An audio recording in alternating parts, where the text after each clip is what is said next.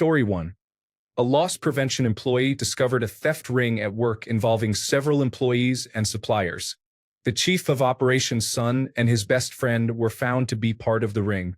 The employee was subsequently fired. Story 2. A guy who the entire office considered to be a bit off got to have a meeting with our regional director and his manager about both poor performance and a coworker claiming he threatened him.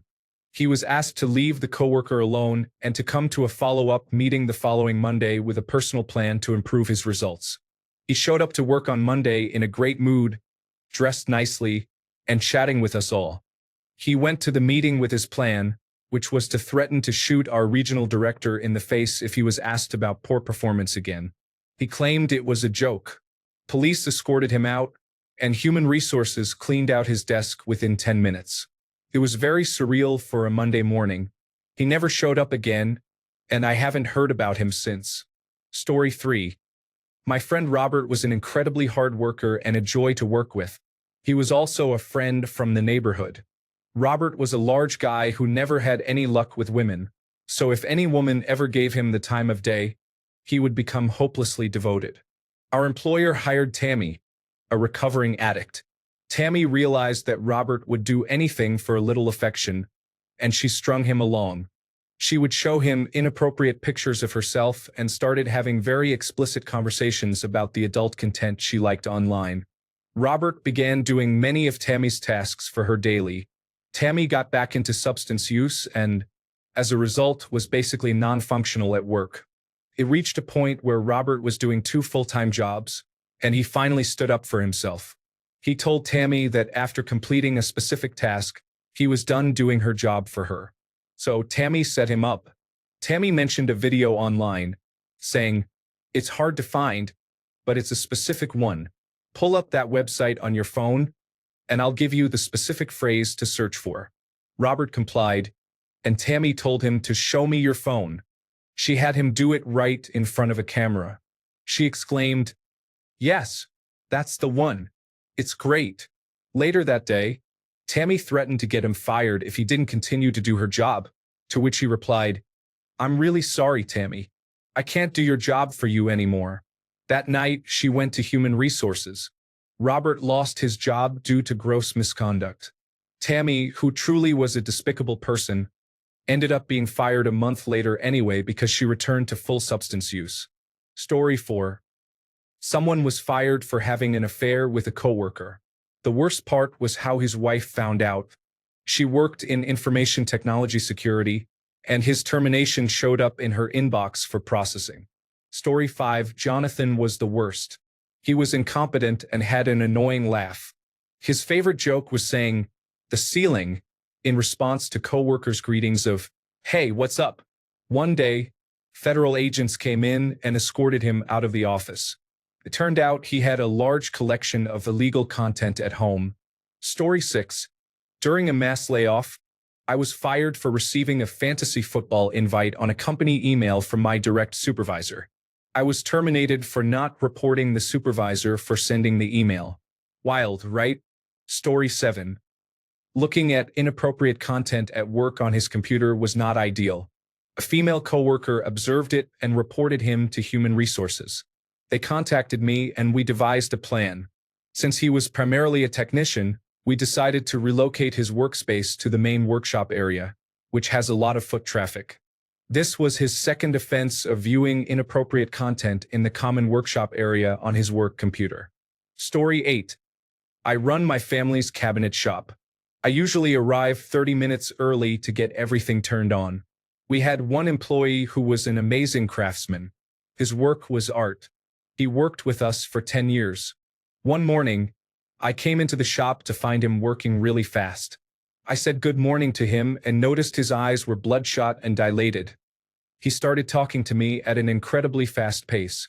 I looked to his right and saw a crack pipe. He noticed that I saw it and ran over to it, throwing it in his backpack. We sat him down and gave him 2 options. Either get help, which we would cover for him, or we would have to let him go. He chose to get fired. Fortunately, he became clean a few years later and now owns his own carpentry business. Story 9. For being attractive and well-liked, she was hired as a receptionist and excelled in her role. Customers appreciated her, and so did we. However, the HR manager did not share our admiration. I will never forget the day she returned to clear out her desk. She walked in with her two miniature pinchers on embellished leashes, gathered her belongings, and on her way out leaned into the HR manager's office, stating, "I will be praying for you." The entire front office responded with silent applause. Story 10. I have witnessed a man arrive at the shop at 6:30 a.m., not only still intoxicated from the previous night, but also actively consuming a strong mix of orange juice and vodka. He was attempting to load heavy equipment onto his work trailer when the superintendent arrived. The intoxicated coworker was dropping items everywhere, prompting the superintendent to instruct him to go home for the day to sober up and that they would talk the next day. At that point, he was not in any serious jeopardy of losing his job, which amazes me. The superintendent was very forgiving. However, instead of taking the advice, the individual lashed out at the superintendent and others, making a complete fool of himself. This resulted in his immediate dismissal, and he was escorted off the property. It seemed he must have had a truly rough night before. In another incident, a colleague of mine went missing for a day on payday, spending the entire day drinking and riding his motorcycle to the office in the afternoon to collect his paycheck. He was stopped by the police about a mile from the office and just fled the scene. He ended up crashing his motorcycle a block away. Fleeing on foot, he ran through the front door of the office building, up the stairs to an empty office, and hid under a desk. The state patrol discovered him in a fetal position under the desk of the company's president. He was fired immediately. Story 11. Luring minors on Facebook from a company computer using his daughter's account. He was technically arrested before he got fired, but the revocation of his pension probably stung the most, 19 years down the drain. Story 12. Theft. This is one of those you can't make this up stories. The short version is this: it was a big box store. A department head would take items to the receiving area, go to the UPS log, label the items, and ship them to his girlfriend's house. So not only was he stealing products, but the company was also paying for shipping. Story 13. Not going to work, faking an injury and abusing the paid leave system. That was our human resources manager.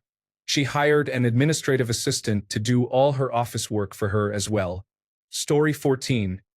A restaurant manager came in already drunk on his night off to hang out for some after-hours drinks.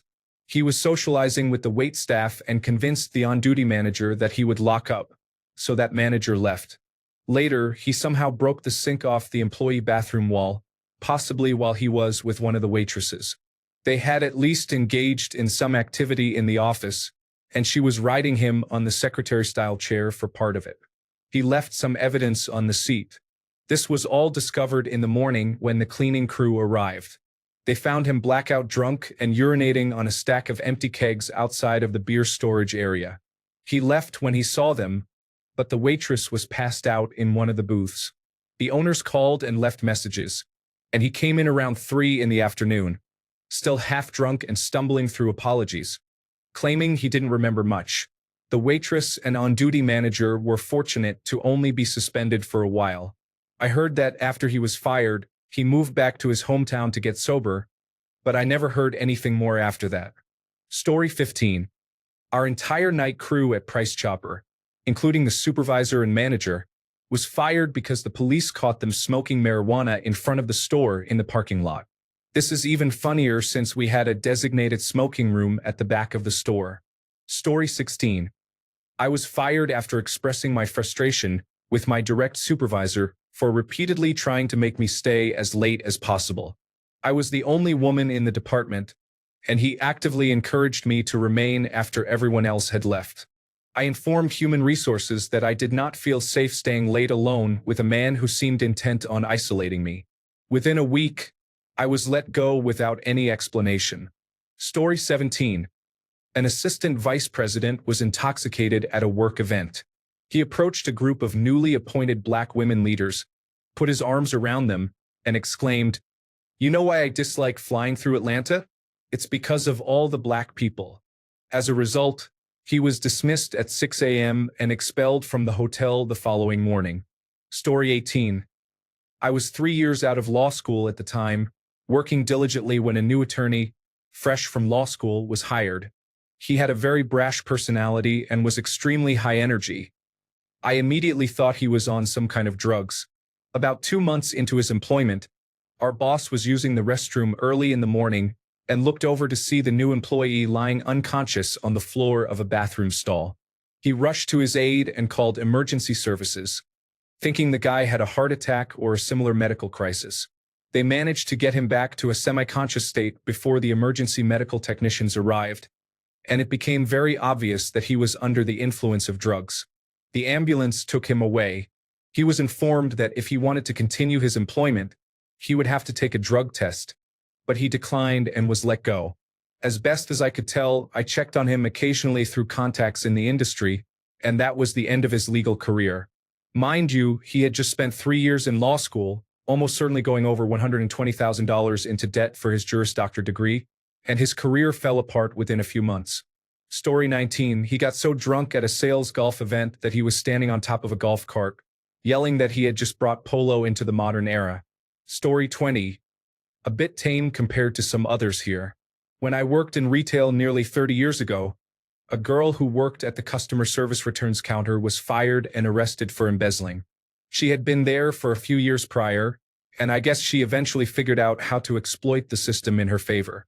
Whenever someone came in for a refund on a purchase, she was able to process it so that the customer received their money back, while she also pocketed the same amount.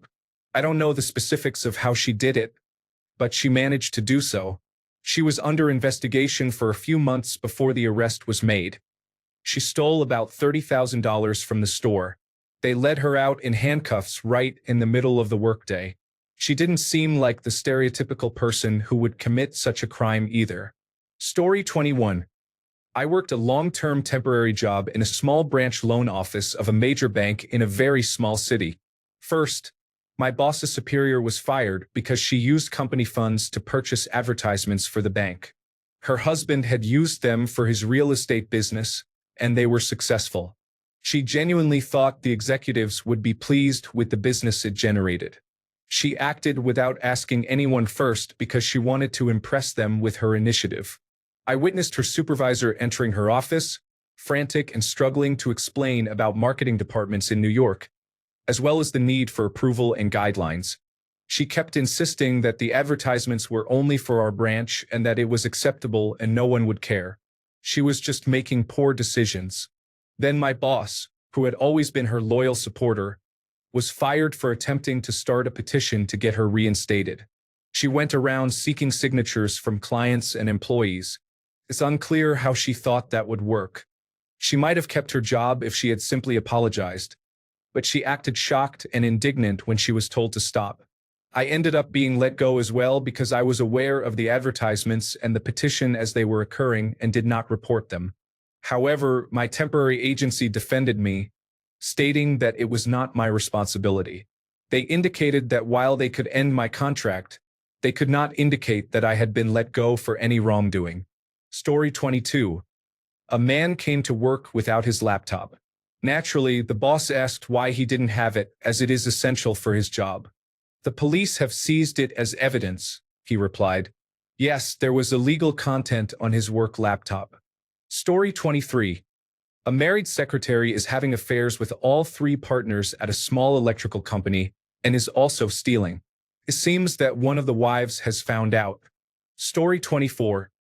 Getting excessively intoxicated while working in a foreign country caused the local consulate to intervene, allowing her to leave without facing arrest.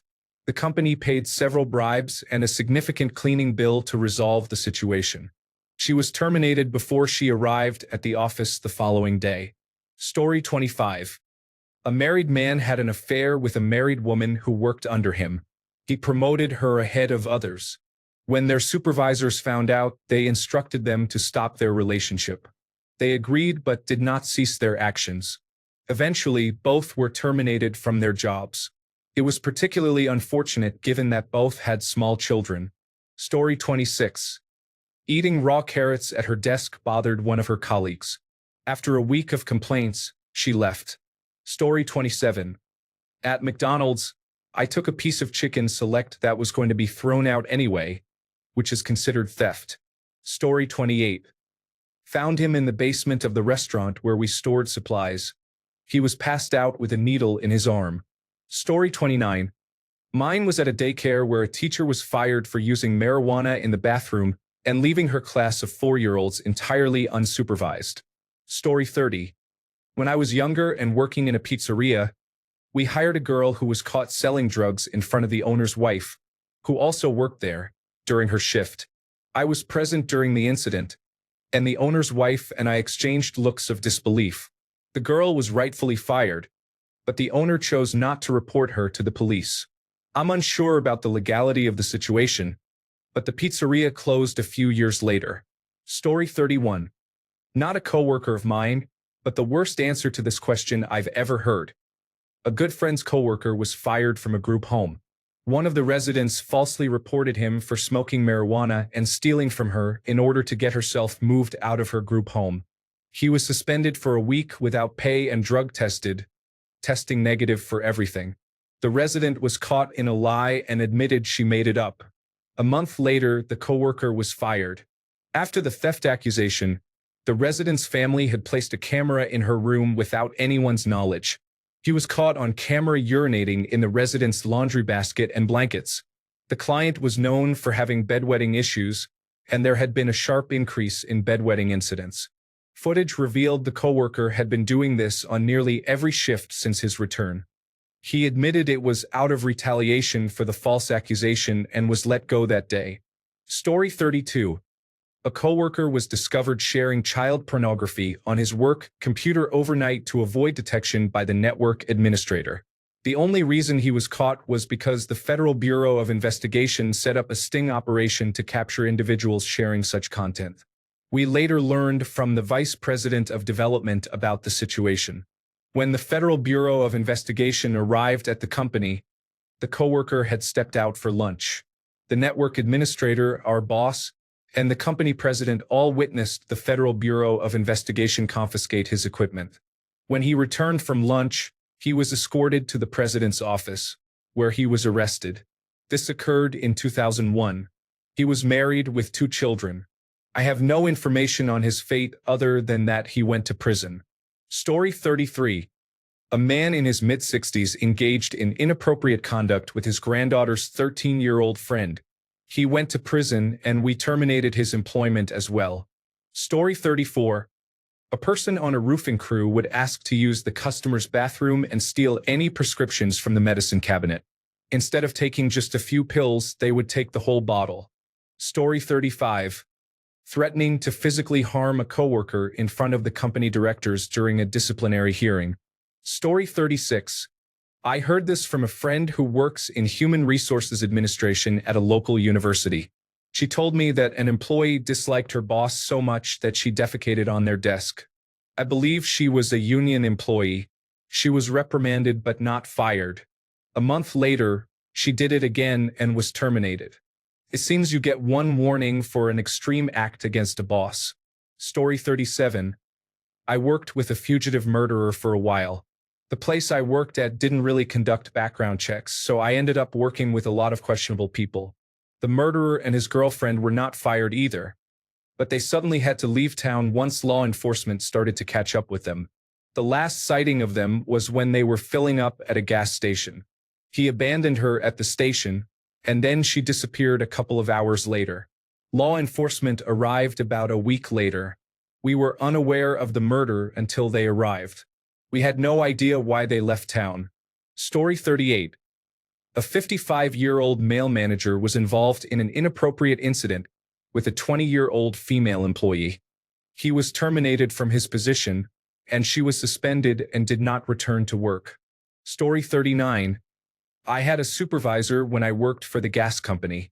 He had just been promoted to that role within a year before this event happened. For whatever reason, he was eager to fire someone. This was a union shop, so he couldn't just fire someone casually because we had strong union protections that prevented him from doing so. He started going around making statements like, "So-and-so is a thief. I think I'm going to fire him. And he's your buddy, so I might need to fire you too." Or, "I don't think this person is working out. I may have to let him go." It reached a point where several employees got together and filed a grievance. They went around the entire shop and got signatures from everyone, except for one person who had just graduated from college and was trying to secure an engineering role with the company. I had only started the job about 6 months earlier, so I was still fairly new. One day, while I was at home watching television, I received a call from my supervisor on his personal phone.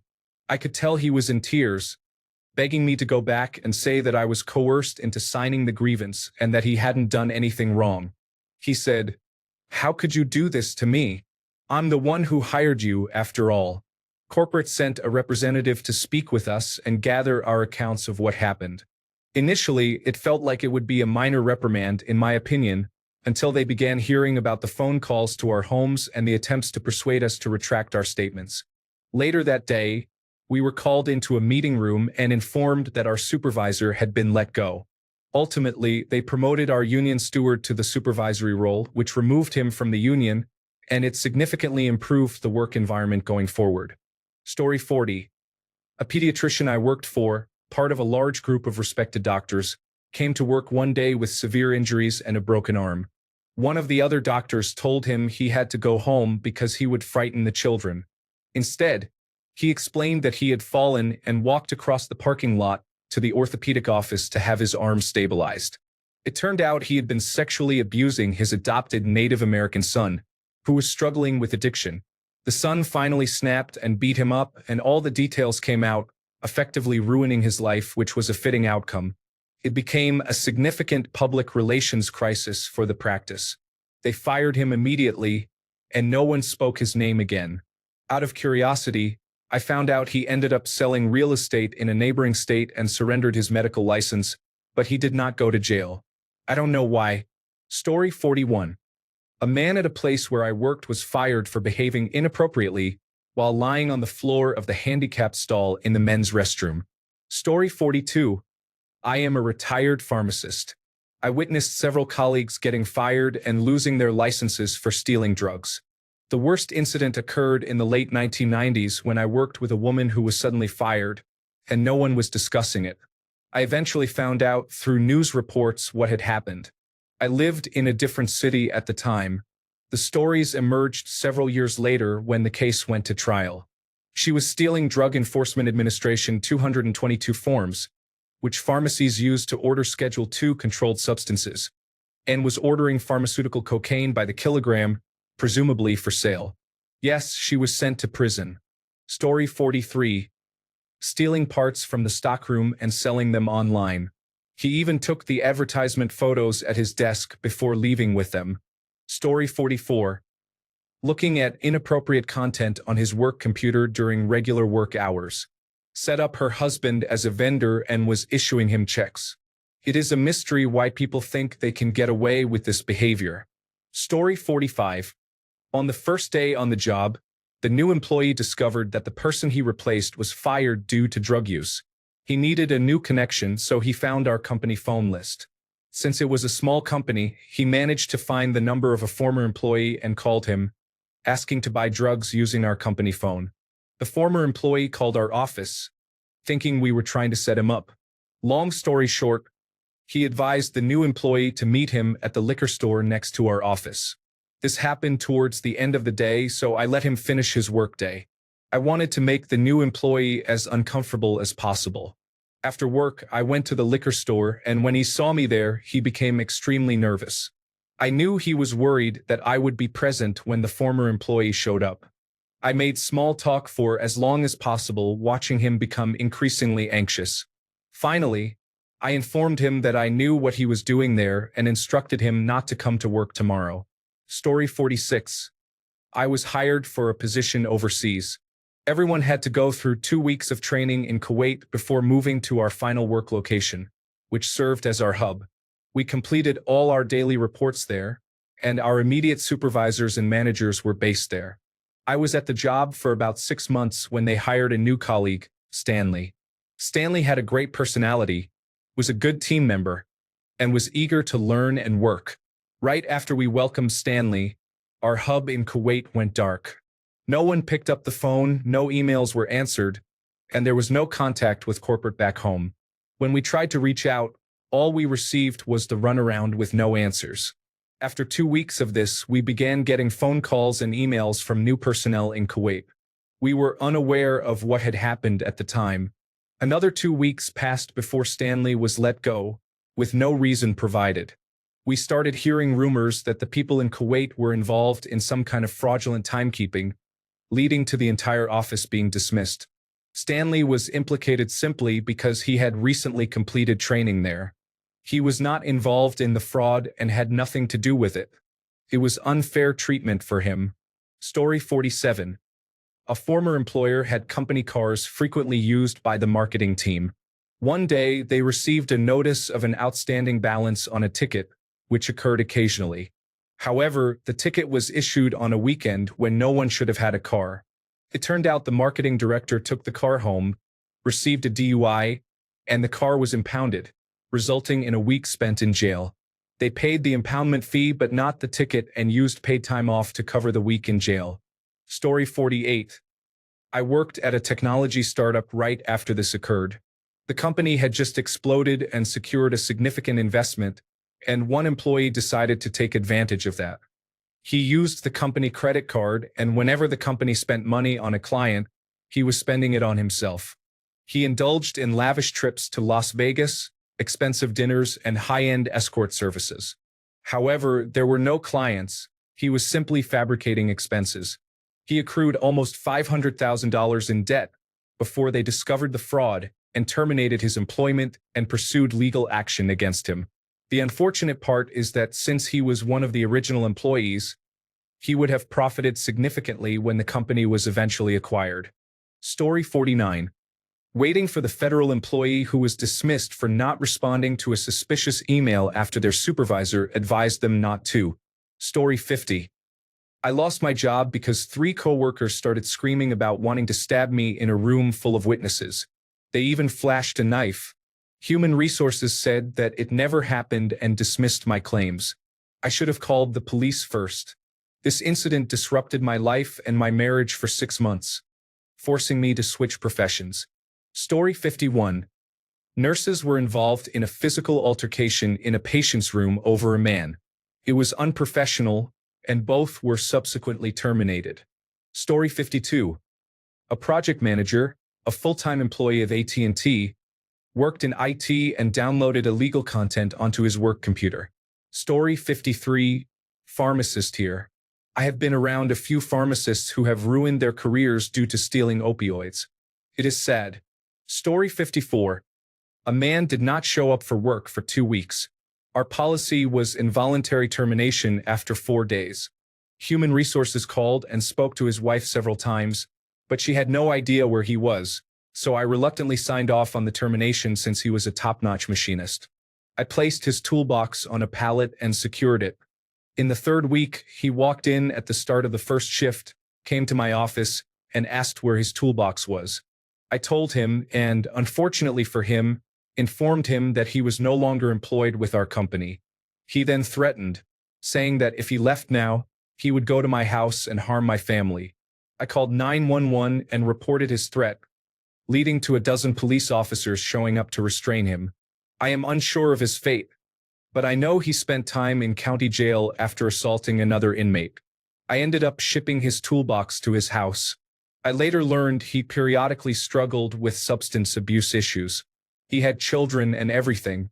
It was such a waste because he had real talent, but he was undeniably a very frightening individual, even when sober. Story 55.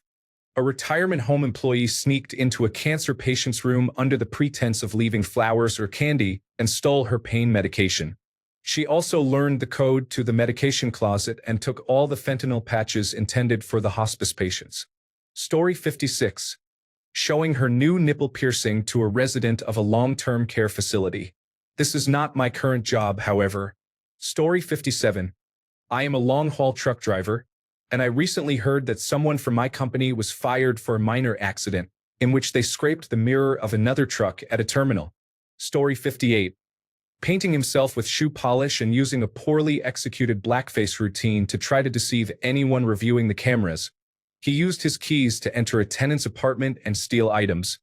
He neglected to paint his hands and neck, which led to him being easily identified by his clothing.